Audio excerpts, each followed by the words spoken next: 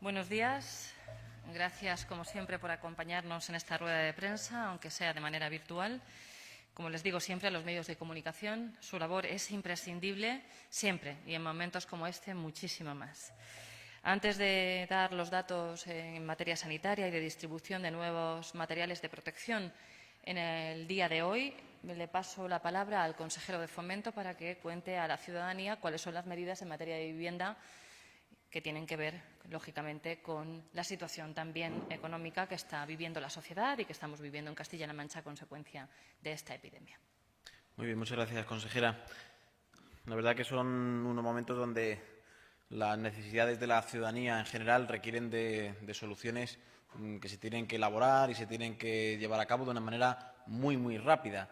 El que ayer mismo desayunáramos un nuevo Real Decreto Ley y que ya en el día de hoy tengamos puesta en marcha toda una batería de medidas para ayudar a la ciudadanía, a mí también me reconforta en la solidez de las instituciones y de las administraciones públicas.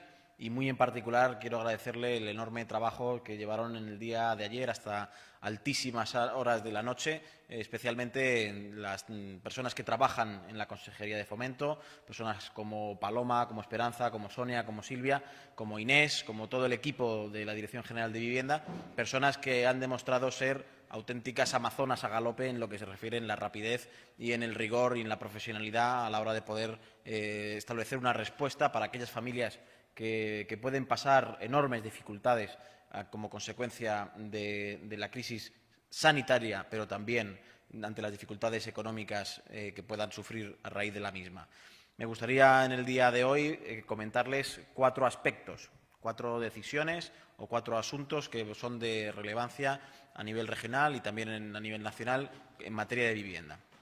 Me gustaría hablarles del nuevo planteamiento que puede ponerse en marcha a raíz del nuevo Real Decreto Ley, que son las moratorias en el pago del alquiler con motivo de haber pasado a un estado de desempleo, de ERTE, de reducción de jornada o de pérdida sustancial de ingresos, si es para aquellas personas que sean inquilinos de las viviendas, de las 6.700 viviendas del Parque Público de Vivienda de Castilla-La Mancha. También una medida nueva e incluso diferente de la que adicional de la que plantea el Real Decreto Ley, que es un aplazamiento para aquellas personas que no tienen la renta del alquiler domiciliada en una cuenta bancaria. Quiero hablarles también del desbloqueo de las ayudas al alquiler que se va a producir a raíz de este Real Decreto Ley. Y, por último, hablarles de los fondos adicionales y la orientación del Plan Estatal de Vivienda que habilita este Real Decreto Ley. Si les parece, les paso a comentar la medida de la moratoria. Estamos hablando de que estas son unas medidas de protección para los adjudicatarios del Parque Público de Vivienda Regional en el marco de este nuevo Real Decreto Ley que se publicó el 31 de marzo y que esto tiene como principal objetivo dar respuesta a las dificultades o a las necesidades sociales y económicas. Van a poder solicitar a la Junta y también en el caso de aquellas personas que estén alquiladas en una vivienda de Jicamán, van a poder solicitar una moratoria temporal y extraordinaria en el pago de la renta. El importe de las mensualidades que por este motivo resulten aplazadas será fraccionado mensualmente en un periodo de 3 años desde la mensualidad siguiente a la fecha de finalización del aplazamiento concedido. Y esto será, además, sin ningún tipo de penalización y sin ningún tipo de intereses. Es importante reunir toda una serie de requisitos para poder acceder a esta moratoria. Deben ser personas que hayan visto cómo cambia su situación laboral o bien porque han pasado a estar en desempleo o que han sufrido un ERTE, que han sufrido una reducción en la jornada con motivo de cuidados a otro familiar y que también los ingresos netos resultantes de ese cambio en su situación laboral les lleve a una situación en la que si juntamos la renta del alquiler y otros gastos de suministros básicos, electricidad, agua, gas, etcétera, si esos gastos suponen un 35% o más del volumen de sus ingresos netos, entonces estos son los requisitos principales que estas personas deberán aportar una documentación para demostrar que reúnen esos requisitos y poder concederles esa moratoria. Somos plenamente conscientes de que a día de hoy la gente no puede salir de sus casas a realizar ciertos trámites. Por eso, aquella documentación que las personas no puedan facilitar a través de la plataforma online y de la página web de vivienda que ya vamos a poner en marcha este nuevo procedimiento en la misma. Si no puede aportar una documentación concreta, el certificado de empadronamiento, el certificado de discapacidad, si hay una persona en el hogar que sufre de discapacidad, valdrá una declaración responsable, se podrá sustituir esa documentación que en un momento inicial no se pudiera aportar.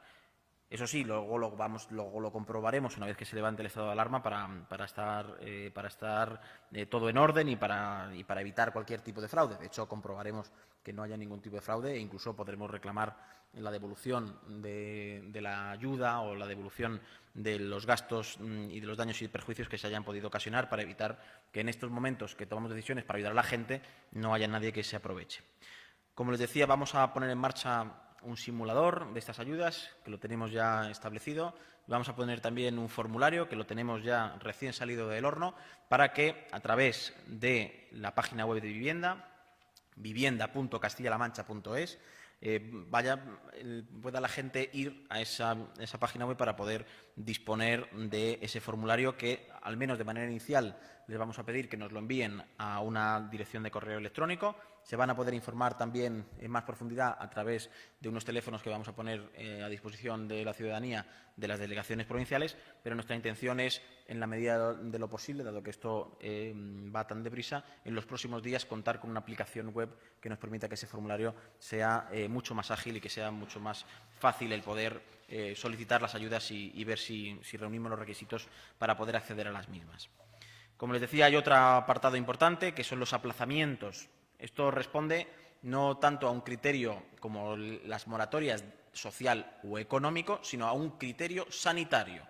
Los aplazamientos, a diferencia de las moratorias, se les va a poder aplicar a todas aquellas personas que no tienen el alquiler, que no tenían el alquiler domiciliado en una cuenta bancaria a fecha del 14 de marzo, momento en el cual se establece el estado de alarma.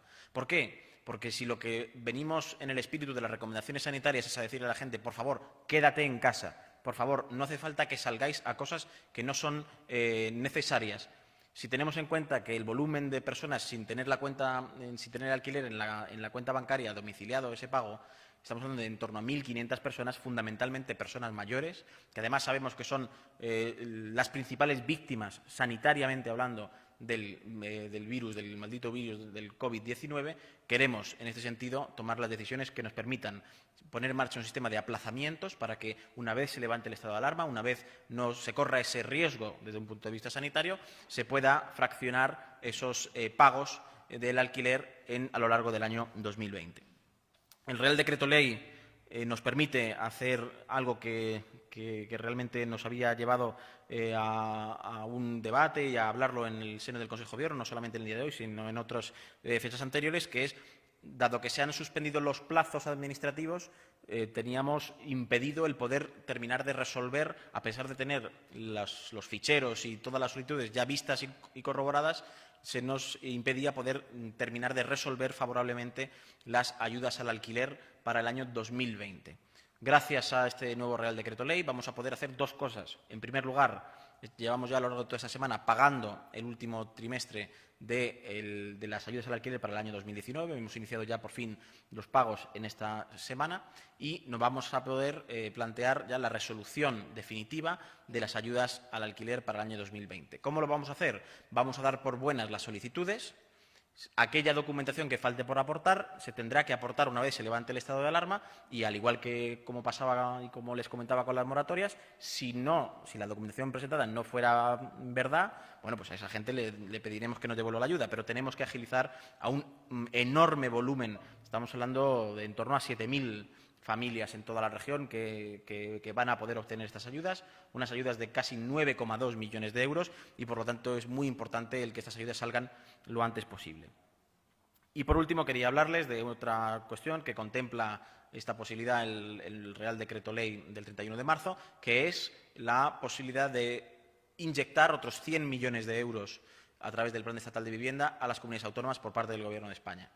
A la comunidad autónoma nos debería corresponder en torno a 4 millones de euros si se mantienen los mismos baremos de otras convocatorias, y estamos en conversaciones con el Ministerio para que nos expliquen cómo va a proceder a ese ingreso, a ese dinero. Nos importa mucho porque queremos destinarlo a seguir ayudando a las familias que, más que nunca en estos momentos de reclusión, de distanciamiento social, tenemos que conseguir que la palabra casa sea ese sinónimo que todos los niños y niñas conocen: seguridad, protección, bienestar. Y, por último, simplemente decirles que en cualquier situación o cualquier cuestión que suscite cualquier pregunta, estaremos a disposición tanto de los periodistas como de la ciudadanía para poder responderlas a través de los canales habituales. Muchas gracias. Gracias, señor consejero. Yo lo que quería contarles hoy en nombre, como portavoz del Gobierno de Castilla-La Mancha, es que efectivamente hoy ha comenzado el reparto, la distribución e instalación, mejor dicho, de 17 respiradores para los hospitales de Castilla-La Mancha. Esa distribución, lógicamente, se hace por criterios clínicos y criterios de gestión sanitaria. Pero no solamente esto, la distribución e instalación de estos 17 respiradores que son tan necesarios, sino que además hoy se ha comenzado a distribuir nuevamente otros prácticamente 700.000 materiales de protección, 700.000 unidades de materiales de protección que fundamentalmente están dirigidos a nuestros profesionales sanitarios y también sociosanitarios, que se suma a las cifras anteriores, alcanzando ya 5,7 millones de unidades de materiales de protección que, como todos ustedes saben, se componen de mascarillas de diferentes niveles de protección, guantes, monos, gafas, viseras y todo aquel material que protege la salud de quienes nos cuidan y de quienes están salvando vidas permanentemente, y también de aquellas y aquellos que protegen la vida y la salud de las personas más vulnerables. También a lo largo del día de hoy, de ayer y de hoy, han llegado 2 nuevas entregas de test rápidos a Castilla-La Mancha. Total, en este momento ya hemos recibido un total de 16.000 unidades de estos test, lo que nos va a permitir, como saben ustedes, ser más ágiles a la hora de diagnosticar efectivamente los positivos con la prioridad que se estableció por la autoridad sanitaria. Como todos ustedes saben, primero se comienza por los profesionales sanitarios que se encuentran en aislamiento, también por el personal de residencias de ancianos y ancianos que tienen casos de positivos en sus residencias y, bueno, pues por los criterios epidemiológicos y sanitarios que están protocolizados, mejor dicho. En este momento, el sistema sanitario cuenta con 600 camas disponibles en toda la red hospitalaria de Castilla-La Mancha, que podrían ser utilizadas a lo largo del día y a lo largo de los siguientes días, con lo cual el sistema puede responder a esta pandemia, aunque no sin tensión, no sin sufrimiento y no sin sacrificio por parte de los profesionales sanitarios, que están haciendo un esfuerzo muchas veces sobrehumano y que no nos cansaremos nunca de agradecer. En este momento, también el sistema sanitario, la red hospitalaria, cuenta con 30 unidades de UCI con respirador, estando ingresadas en este momento 355 personas en UCI con respirador en Castilla-La Mancha, lo que son 2 personas más que en el día de ayer. Hay datos para pensar que podemos albergar cierta esperanza también, porque comienza a haber más altas por curación en algunos hospitales de la red de Castilla-La Mancha, más altas que ingresos. Esto que sucede ya en algunos hospitales, esperamos que en los próximos días vaya siendo una tendencia y vaya homogeneizándose esta situación a lo largo de la red sanitaria pública de Castilla-La Mancha. Esperamos que sea así porque, desde luego, da un alivio, da un respiro y nos dice, si fuera así en los próximos días, que las medidas de confinamiento están dando resultado, que es de lo que se trata, de proteger la salud pública, de proteger la vida de las personas y, como decimos siempre, especialmente de la población más vulnerable.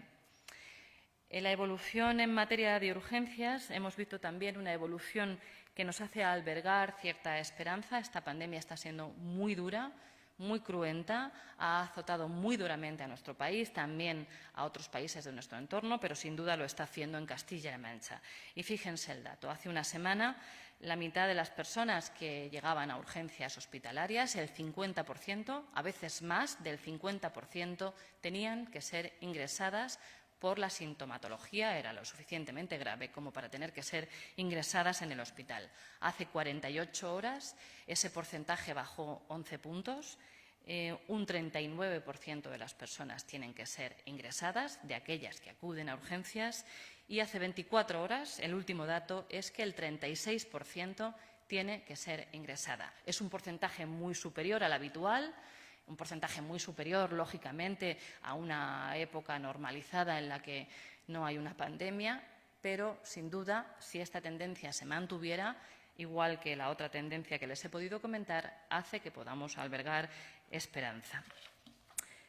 Lo cierto es que, aún así, los hospitales están sufriendo mucha tensión, como todo el mundo sabe. El sistema sanitario público está respondiendo, pero eso no quiere decir que no se esté sufriendo mucha tensión y que el sacrificio sea constante por parte de los profesionales sanitarios, pero también de los gestores sanitarios y de todas aquellas entidades, empresas e instituciones que se están volcando con nosotros en la lucha contra la pandemia. Esa tensión hospitalaria también tiene que ver con una circunstancia que quizá no hemos contado lo suficiente, y es que las estancias medias hospitalarias se han multiplicado.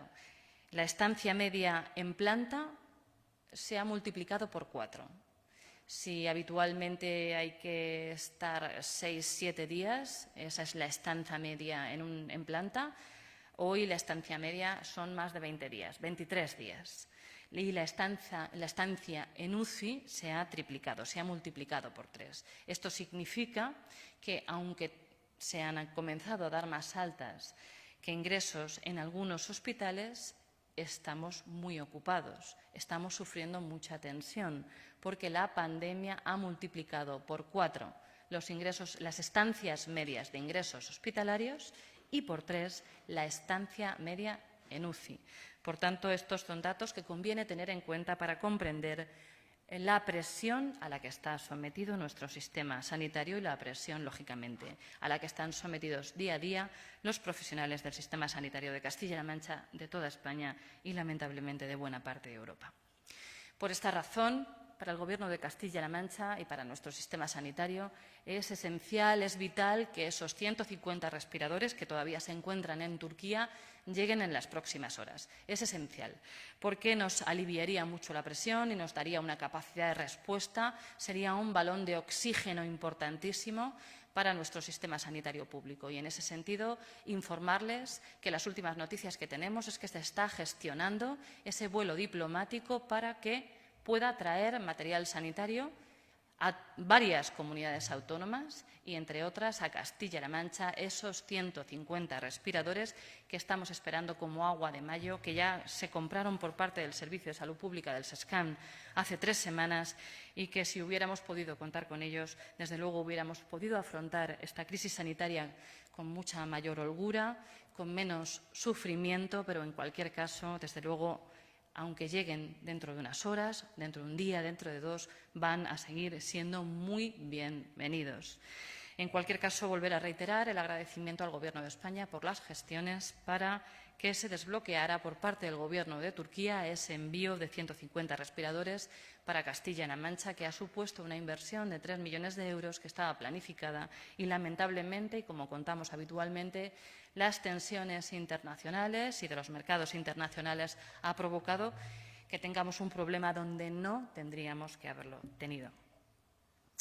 En relación a otros asuntos, hoy se ha conocido el dato del paro en toda España y también en Castilla-La Mancha.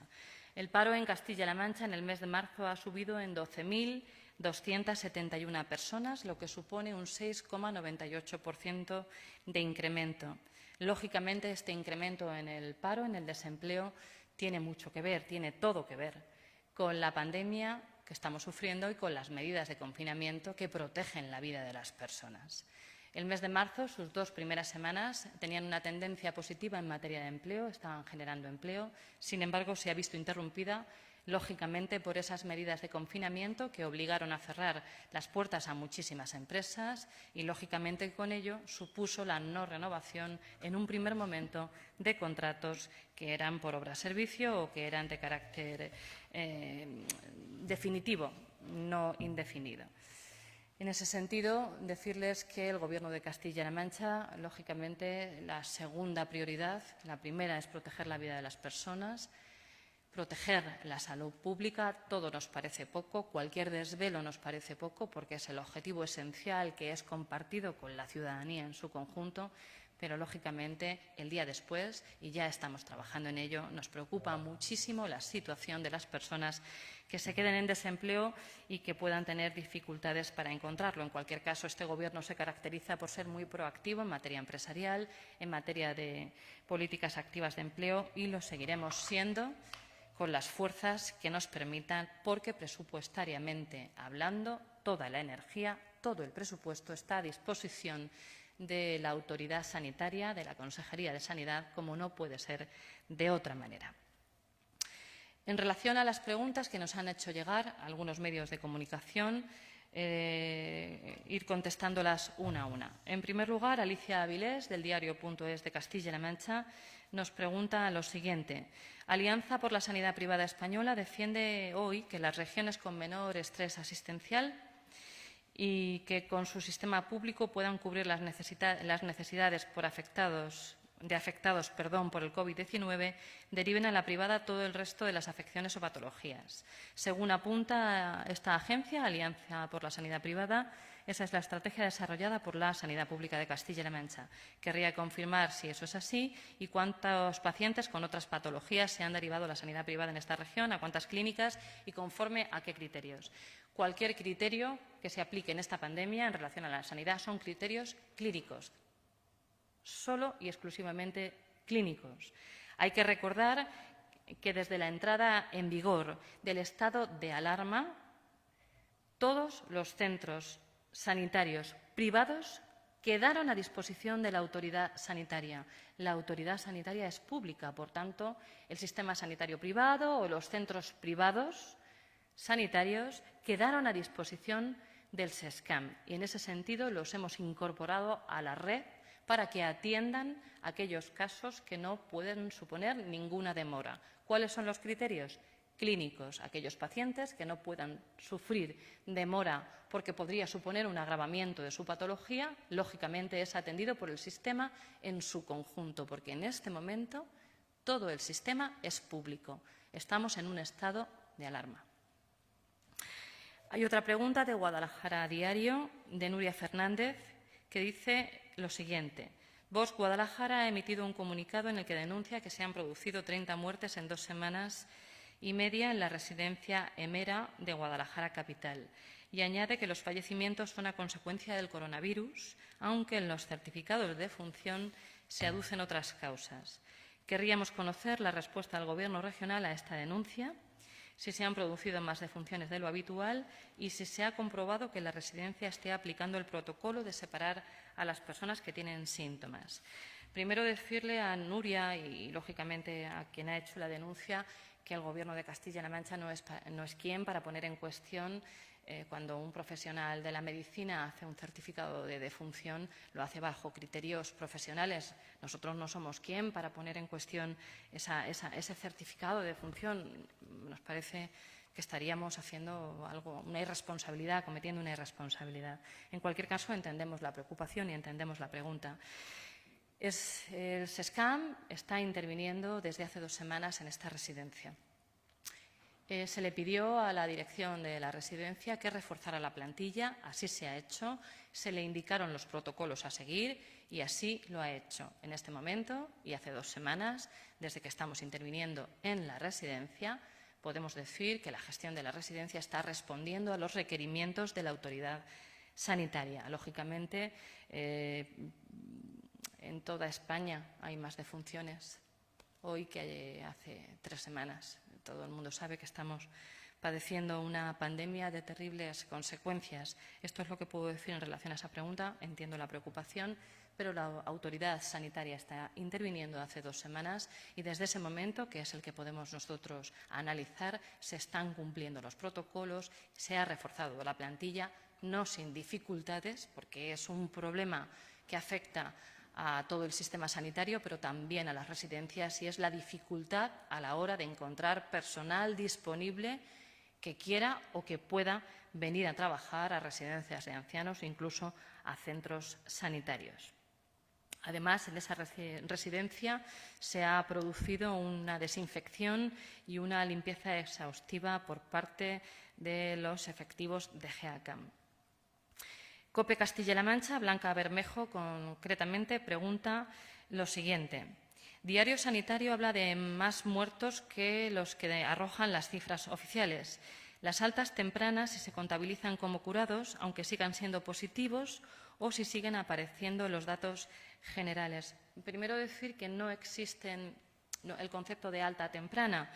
Cuando a una persona se le da el alta de un hospital, se le da por razones clínicas y porque se encuentra curada, está curada. El que se dé un alta no significa que desaparezca de las estadísticas oficiales. Esa persona sigue contabilizada como un caso positivo de coronavirus. Yo no sé si esa era la duda, pero esto funciona así.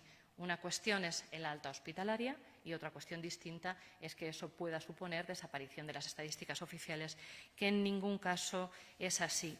Es evidente que el sistema sanitario, el SESCAM, el Gobierno de Castilla-La Mancha y el Gobierno de España solo puede dar por positivos aquellos casos que se han hecho la PCR. Esas son las instrucciones que tenemos del Ministerio de Sanidad, esas son las instrucciones que están siguiendo en otros países europeos y entendemos las dudas de las cifras, pero ahora nuestros esfuerzos están en salvar las vidas. Quiero que lo comprendan bien, no en una pelea de cifras. Las cifras se conocerán, estamos en un Estado democrático de derecho en el que la transparencia y el derecho a la información existe, pero los esfuerzos del Gobierno regional están volcados en salvar vidas y les pedimos comprensión en ese sentido. Diario Sanitario, Dolores Carcelén, exactamente, nos pregunta sobre la situación de los respiradores por hospitales y en relación a las residencias de mayores. Yo le he dado el dato regional. Hay que recordar que en este momento hay 30 respiradores libres, disponibles, 30 respiradores disponibles en todo el sistema, en toda la red hospitalaria. Y lo digo así, ¿por qué? Porque las gerencias de área integrada o los hospitales están atendiendo a pacientes de su área o de otras áreas. Es decir, si por razones clínicas, por razones de cercanía o por razones de gestión pura y dura de los picos que ha habido en esta crisis, se haya estimado que pacientes de Toledo hayan tenido que ir a Puertollano, y les pongo un ejemplo que no sé si es real, se han tomado esas decisiones, porque la red hospitalaria es regional. En ese sentido, decirles que los 30 respiradores están a disposición de toda la red, pero que, sobre todo, como les decía antes, lo que estamos haciendo es volcar todos nuestros esfuerzos, toda la presión posible y todas las gestiones posibles sobre la llegada de esos 150 respiradores que Castilla-La Mancha compró hace 3 semanas y que, lamentablemente, por decisiones de otros países, en este caso de Turquía, no hemos podido tener en el momento que estaba previsto y que esperamos tener en los próximos días. ¿Me puede confirmar, es otra de las preguntas, que si se han superado los 25 fallecidos en la residencia Núñez de Balboa de Albacete? Yo lo que le puedo decir a este medio de comunicación es que confirmados con la PCR tenemos 10 personas fallecidas en esa residencia. Esto es lo que les podemos arrojar, es el único dato fehaciente del que disponemos y que, desde luego, con total transparencia se lo ofrecemos a ustedes. El mismo medio, Dolores Carcelén, pregunta cuál es la situación de los centros residenciales por provincias y cuál preocupa más al Gobierno regional. Bueno, lo mismo. Le voy a poner un ejemplo para que se pueda entender. Por ejemplo, en la residencia de Villacañas, que saben que se ha abierto, es profeso por esta crisis, en este momento estamos atendiendo a personas mayores de las provincias de Cuenca, de Ciudad Real y de Toledo. ¿Eso qué significa? Que la red de residencias ha pasado también a ser una red regional. Dentro de la red regional, las que más nos preocupan son las 143 residencias que tienen casos confirmados y sobre las que tenemos especial vigilancia. Eso no quiere decir que no nos preocupe el resto de residencias, el resto de las 400 residencias. Nos preocupan todas, porque es la población más vulnerable a este virus. Pero, lógicamente, estamos haciendo especial énfasis, seguimiento e intervención en esas 143 residencias que tienen afectados en este momento 659 personas mayores que son positivas en este momento, positivas por coronavirus. Y también tengo otra serie de preguntas que no tienen que ver directamente con la cuestión sanitaria, sino con otras cuestiones. Y es que Alicia Avilés, del diario Punto de Castilla-La Mancha, pregunta que Bienestar Social ha lanzado una campaña para conseguir personal sociosanitario. ¿Qué carencia de personal hay ahora mismo? ¿En cuántas residencias se ha apuntado, cuánta gente se ha apuntado en esta campaña? Bueno, efectivamente hay tensiones importantes porque el sistema residencial está queriendo contratar. En términos generales, está queriendo contratar y sustituir a los profesionales que tiene aislados o de baja. Es verdad que tenemos serias dificultades, el sistema residencial lo ha tenido, también lo está teniendo el sistema sanitario para encontrar profesionales. Por eso el Gobierno de Castilla-La Mancha, en este caso la Consejería de Bienestar Social, se ha puesto a disposición de esa llamada de auxilio de las residencias, actuando como intermediario. Hay que recordar que no contrata el SESCAM ni contrata la Consejería de Bienestar Social, sino que contratan las residencias, como siempre.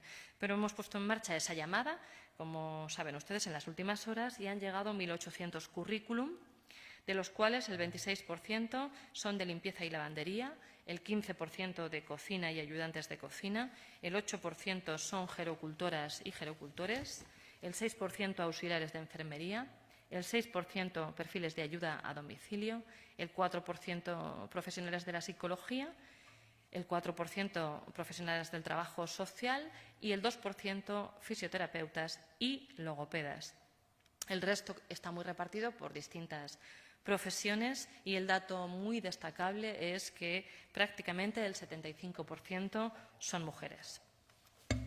Agencia EFE pregunta, Esther García, a la vista de los datos del paro de marzo, ¿qué evolución se espera para este mes de abril, en el que hay mayores restricciones debido al estado de alarma? Bien, el paro ha sufrido, lógicamente, este mes de marzo. Los contratos temporales que han terminado no se han renovado y entendemos que eso puede pasar también en el mes de abril, en la medida, además, en la que estemos pues, en este estado de alarma y con las medidas de confinamiento. Esto es un hecho, esto se va a producir porque la actividad económica está hibernando, se ha paralizado, se ha parado y en ese sentido va a tener consecuencias directas sobre el desempleo. Esto no nos cabe ninguna duda, pero es muy pronto para hacer una estimación, como nos pide el medio, sobre qué consecuencias concretas pueda tener en el mes de abril. En cualquier caso, sabemos que las medidas de confinamiento tienen una incidencia directa sobre el desempleo y esto es así. Por eso nos preocupa mucho, como les decía antes, la situación en la que se quede especialmente la población más vulnerable. Nos importa el tejido productivo en su conjunto, desde las pequeñas y medianas empresas, aunque no desdeñamos a las grandes, lógicamente, hasta las personas autónomas, las personas que tienen su propio negocio y que se emplean a sí mismas y que se buscan la vida sacrificando su vida todos los días, ¿no? Nos preocupan muchísimo, pero nos preocupan también especialmente aquellas personas que habían conseguido salir del hoyo y muchas veces por las políticas activas de empleo de la propia Junta de Comunidades de Castilla-La Mancha y que se puedan volver a encontrar en una situación de vulnerabilidad. En ese sentido no podemos hacer una evaluación de lo que va a pasar, pero sabemos que la situación económica va a ser muy complicada a lo largo de los próximos meses. En definitiva, hemos demostrado ser una sociedad muy fuerte. También es cierto que hemos demostrado sabernos poner de pie después de la crisis del 2008 que azotó terriblemente a nuestro país, igual que a otros muchos países, pero muy duramente a nuestro país, y la sociedad española y la sociedad castellano-manchega se había puesto en pie. Vamos a superar también las consecuencias de esta crisis sanitaria. No será sin esfuerzo y no será sin sacrificio, pero lo vamos a superar. Los datos de hoy, desde luego, tienen que ver con la protección de la vida de las personas. Ese es el objetivo que nos mueve a todos, que nos debe seguir moviendo, y a partir de que seamos capaces de proteger la vida y de salvar vidas y evitar contagios, mañana, desde luego, tendremos puestas en marcha las medidas para rescatar a esa economía tan maltrecha de esta situación que es obvio que no va a ser fácil el día después. Esperamos contar con toda la complicidad del Gobierno de España, así se lo exigiremos, así se lo estamos exigiendo, Todos los consejeros están en coordinación constante con los diferentes ministerios y no les quepa ninguna duda que el Gobierno de Castilla-La Mancha va a pelear con uñas y dientes por la ciudadanía de Castilla-La Mancha. No les quepa ninguna duda. Y no habiendo ninguna otra pregunta, nada más y muchas gracias.